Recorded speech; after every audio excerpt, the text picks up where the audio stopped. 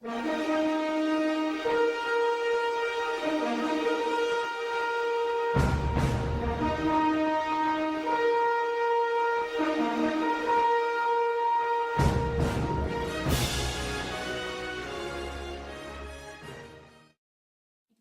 handle om stråling i menneskets hverdag. Velkommen til Viden om.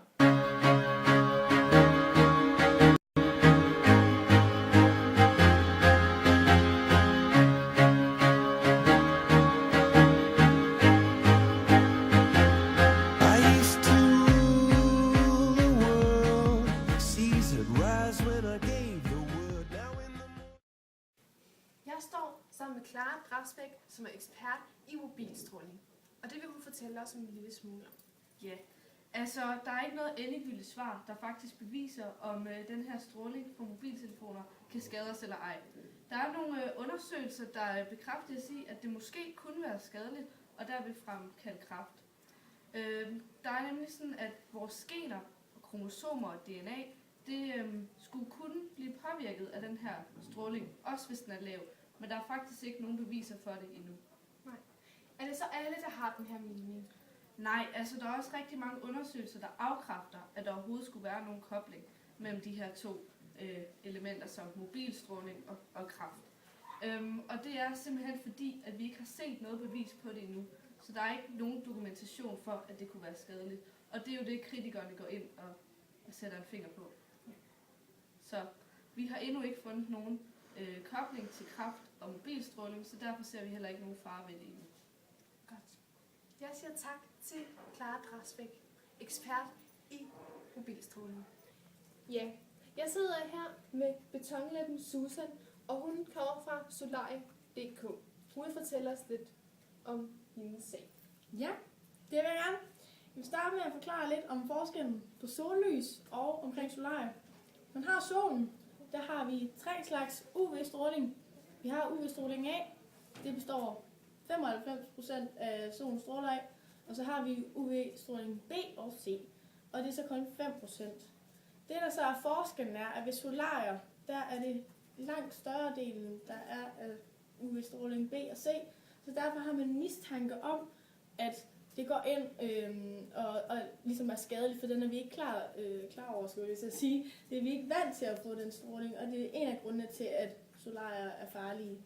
Det man ligesom gerne vil ved solarier, det er, at man går ind for at blive brun, og det er noget, der sker i pigmenten. Og det er jo virker ganske ufarligt, men det er faktisk her, at hudkræft opstår. Så man burde i stedet for tage sollysen, for den er vi vant til. Der bliver de farlige stråler observeret i ozonlaget. Ja, godt. Ja. Et godt råd. Jeg står her sammen med ekspert i kosmisk baggrundsstråling, Sara Hall. Ja, den kosmiske baggrundsstråling stammer fra rester fra Big Bang og blev første gang registreret i 1948. Dengang havde man ikke sådan noget bevis for den, men man kunne bare registrere, at den var der. Så igen i 1965, der var der 2 forskere, som var astronomer, og de skulle lave sådan en mikrobølgeantenne, men de kunne ikke forstå, hvorfor der hele tiden var et støjsignal på deres antenne.